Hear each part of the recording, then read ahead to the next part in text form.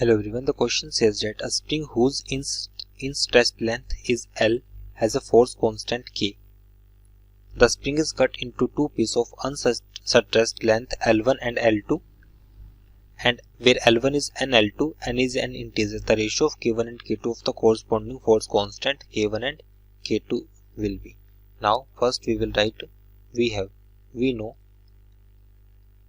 force constant, that is K1 equals to C upon L1, where C is constant. Now similarly for K2, K2 will be equals to C upon L2. Now ratio of K1 and K2 will become equals to C upon L1 and C upon L2. Now it is given L1 equals to L C L2. So it is given L1 equals to C L2. Now on substitution of the value, so we can write this value as NL2 because we have given L1 equals to NL2. So now put this value, so we get C will cancel out. So we get L2 divided upon N L2. L2 will also cancel out. Hence ratio of spring constant K1 K2 will be 1 upon N. Hence this is our right answer, that is option C. Hence option C is right. I hope you understood this explanation. Thank you. यहाँ spring mass system दिया हुआ है। Initially वो क्या है, equilibrium position में, उसको एक कांस्टेंट फोर्स दिया जा रहा है। तो कांस्टेंट फोर्स लगाने की वजह से लेट अस सपोज कि उसमें मैक्सिमम जो इलोंगेशन हो गई वो इस पोजीशन पे हो गई, तो वो पोजीशन क्या होगा, एक्सिमम। लेट अस सपोज कर ले रहा है कि ये इक्विलिब्रियम पोजीशन से जो इलोंगेशन मैक्सिमम हुआ है वो कितने डिस्टेंस का इलोंगेशन हुआ है, एक्सएम डिस्टेंस का हुआ है। तो यहाँ पे हम यहाँ लिख देंगे एक्सएम। तो इस पॉइंट पे जो हमारा दो फोर्स लगेगा, एक फोर्स लगेगा जो एक्सटर्नल फोर्स है जो कि हम लगा रहे हैं, तो वो एक्सटर्नल फोर्स होगा इस डायरेक्शन में, ये एक्सटर्नल फोर्स होगा। एक स्प्रिंग फोर्स लगेगा वो अपोजिट डायरेक्शन में लगेगा। तो एक्सटर्नल फोर्स जो होगा वो हमारे पास क्या है, F, ये गिवन है। तो स्प्रिंग फोर्स क्या हो जाएगा, KXM। तो इस पोजीशन के लिए हम क्या लिखेंगे, F is equal to KXM। तो यहाँ पे हमारा मैक्सिमम पोजीशन क्या होगा, XM is equal to F by K।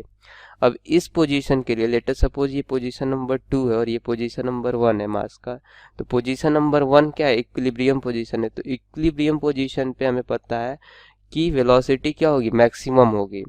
तो वेलोसिटी मैक्सिमम होगी और वहाँ पोटेंशियल एनर्जी क्या होता है, 0 होता है। तो पोटेंशियल, तो कंजर्वेशन ऑफ एनर्जी से हम क्या लिख सकते हैं, half mv maximum whole square is equal to, ये पोजीशन नंबर 1 के केस में टोटल एनर्जी थी इस स्प्रिंग मास सिस्टम की। पोजीशन नंबर 2 में total mass spring mass system की जो टोटल एनर्जी होगी वो होगी हाफ kx स्क्वायर। यहाँ पे जो काइनेटिक एनर्जी है वो 0 होगा और पोटेंशियल एनर्जी क्या होगा, मैक्सिमम होगा। तो ये xm होगा। तो यहाँ से हम क्या लिख सकते हैं, vm is equal to k by m root over xm। अब xm को हम क्या पुट कर सकते हैं, यहाँ से लिखेंगे k बाई m, xm को हम क्या लिख सकते हैं, f बाई k। तो इसको हम क्या लिख जाएंगे, f by root over m k या km। तो वो ऑप्शन हमारा कौन सा करेक्ट है, थर्ड ऑप्शन जो है वो करेक्ट ऑप्शन है। The given question is, a small block is connected to an end of a massless spring of unstretched length 4.9 meters. Means we have a block here which is connected to a spring whose original or unstretched length is 4.9 meters. The other end of the spring is fixed. The system lies on a horizontal frictionless surface. The block is stretched by 0.2 meters and released from rest at t equals to 0. It then executes simple harmonic motion with angular frequency omega given as pi by 3 radians per second. Simultaneously at t equals to 0, a small pebble is projected with speed v from point P at an angle of 45 degrees as shown in the figure. So basically this block has been stretched by 0.2 meters from its mean position and then it is being released and it is performing an SHM with omega pi by 3, and at the same time t equals to 0, a small pebble at P has been projected with a speed v at an angle of 45 degrees. Now point P is horizontal distance of 10 meter from O If the pebble hits the block at t equals to 1 second, the value of v is, and we have to find the value of v, and g is given to be 10 meter per second square. And these are the options: root 50, under root 51, under root 52, and under root 53 meter per second. So basically we are given, see, if this is the mean position of the block, so we have this distance as 4.9 meters, okay, at t equals to 0. And if this distance is 4.9, then this distance will become 5.1 meter, right? The distance of the pebble. Now at t equals to 0, this object has been stretched by 0.2 meters. So let's say this block has been stretched up to somewhat here, okay, by 0.2 meters. So this distance will total will become up till this length will become 5.1 meter, right? So this distance will become 5.1 meter. And if this is 5.1, then this distance will become 4.9 meters, okay. So now at this point, at this t equals to 0, this block or this spring has been released such that it will perform a SHM, and it will tend to move in this direction, right? And a pebble is being projected from point P such that after at t equals to 1 second, they both are colliding, okay, or we can say the pebble is hitting the block. So let's first of all find the distance in 1 second the block has covered, okay. So we have, see, now the block has been taken to the extreme position, and then it is being released at t equals to 0. So the SHM equation of the block would be given as x equals to a cos omega t, right?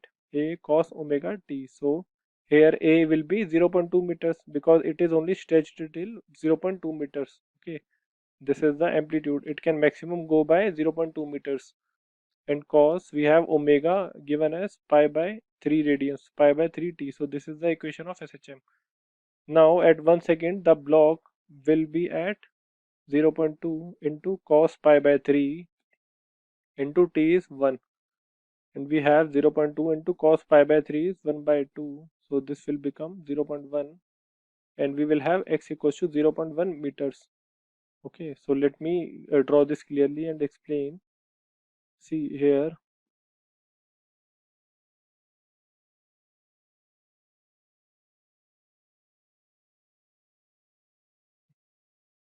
see now at t equals to 1 second, this was the mean position initially, and block has started from this position, and this distance was 0.2 meters.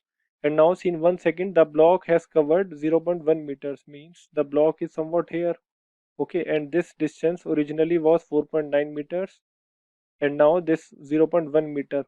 So the block is at this instant, at the instant of hitting, is at 5 meters, right, from position O. And if this is at 5, then this range of the pebble would also be 5, right? This is the complete range of the pebble. So now we have the formula for horizontal range will be given as r equals to u square sine 2 theta over g, right, for a projectile motion. So here we have the range of the pebble is 5 meters. So this is 5. U see, it is u is the initial velocity which is given as v in the question. So this will be v square into sine 2 into theta. Theta of projection is 45 degrees. So this is 45 degrees divided by g. We have to take 10.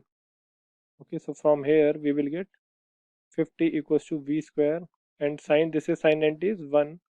So by taking square root both the sides, we will get v equals to under the root 50 meter per second. So this is the required initial velocity, and from the given options A, B, C and D, option A is the correct answer. Thank you. In this question, a wooden block perform SHM on a frictionless surface, okay, with frequency mu naught. The block carries a charge plus q on its surface. If now uniform electric field E is switched on as shown in the figure, okay, then the SHM of the block will be, okay. तो देखिए यहाँ पे frequency का expression क्या होता है, frequency जो होता है टाइम पीरियड का इन्वर्स होता है। तो टाइम पीरियड क्या होता है, टी इज इक्वल टू ये हो जाएगा 2 पाई अंडर रूट होता है, क्या होगा यहाँ पे, ये हो जाएगा हमारा एम बाई के। ठीक है, अब हमें फ्रीक्वेंसी निकालना है। फ्रीक्वेंसी को ये किससे डिनोट कर रहा है, म्यू नॉट से। तो म्यू नॉट क्या होगा, म्यू नॉट जो होगा वो हो जाएगा 1/2 पाई अंडर रूट के बाई एम। ठीक है, तो देखिए अगर हम इलेक्ट्रिक फील्ड का स्विच ऑन करते हैं तो हमारा जो के है और एम है वो इलेक्ट्रिक फील्ड से तो अफेक्टेड है नहीं। ठीक है, तो फ्रीक्वेंसी जो होगा वो रिमेन सेम होगा।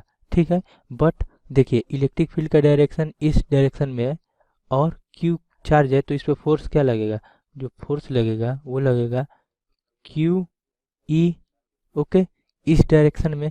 लेकिन जब स्प्रिंग है कंप्रेस होगा तो ये एक और फोर्स लगाएगा अपोजिट डायरेक्शन में। न्यूटन्स लॉ अगर फॉलो करता है तो क्या लगाएगा, ये अपोजिट डायरेक्शन में फोर्स लगाएगा।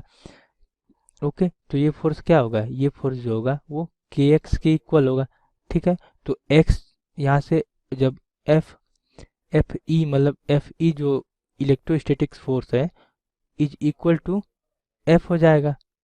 ओके, तो एफ ई क्या है, Q E is equal to k x.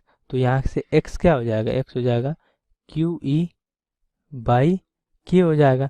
तो जो शिफ्ट मतलब ये मीन पोजीशन है, यहाँ से कुछ एक्स इस डायरेक्शन में ये ब्लॉक शिफ्ट हो जाएगा। ठीक ना, शिफ्ट मतलब ब्लॉक का मीन पोजीशन शिफ्ट हो जाएगा।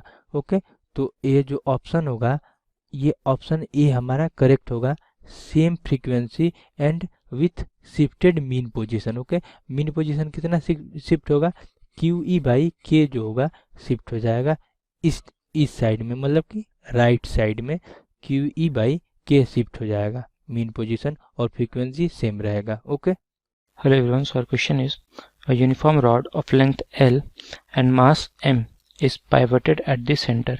Its two ends are attached to the two end springs of equal spring constant K, and the springs are fixed to rigid support as shown in the figure. The rod is free to oscillate in the horizontal plane. The rod is gently pushed through a small angle of theta in one direction and released. The frequency of the oscillation is, okay, so in the given question we have been given that a uniform rod having a length of L. So this rod is having a length of L, okay, now which is pivoted at the center. So this distance will be L by 2 and this will be L by 2. Now the two ends of the rod are connected by two springs having a spring constant of K. Okay, now if we displace the rod by an angle of theta, then we have to find what will be the frequency of the oscillation. Okay, so let us suppose that we have displaced the rod by an angle of theta. Okay, so the extension in the first spring will be equals to the extension in the second spring. Okay, and this distance or the extension will be equals to L by 2 into theta. So let us suppose this is theta, correct. So the extension in both the spring will be L by 2 theta. So the force acting on the first spring will be in this direction, let us suppose as F, and similarly in the second spring it will be in this direction. Let us suppose the direction is in the right hand side. Okay, so what we can say that the force acting on each end of the rod will be equals to F is equals to kx, correct. So force acting on each end of the rod will be equals to F is equals to kx, and x is what, L by 2 theta, correct. So it will be k into L by 2 times theta, correct. Now so the restoring torque will be equals to restoring torque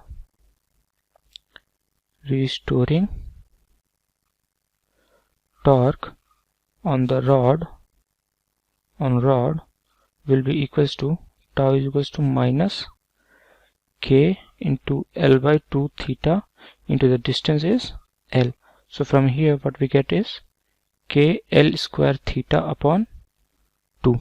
Correct. So this is the restoring torque. Now as we know that the torque is given as I alpha. Torque is what? I into alpha. I is what? The moment of inertia. Now we are talking the moment of inertia about the hinge or the pivoted, that is at the center. So I will be ml square upon 12 into alpha. Now equating both the equations, what we get is minus k L square theta divided by 2 will be equals to ml square upon 12 into alpha. So 2 cancels 12 as 6 and L square got cancelled out. So from here what we get is our alpha comes out to be minus 6k upon m into theta. So from here what we see is alpha is directly proportional to minus theta. So what we can say that the oscillation is SHM. Correct. So our omega comes out to be under root of 6k by m. Correct. So the frequency will be what? Omega upon 2 pi. So it will be 1 upon 2 pi under root of 6k by m. Correct. Now checking out the options, what we get is our option number 3 is the correct option, 1 upon 2 pi under root of 6k by m. Okay, thank you.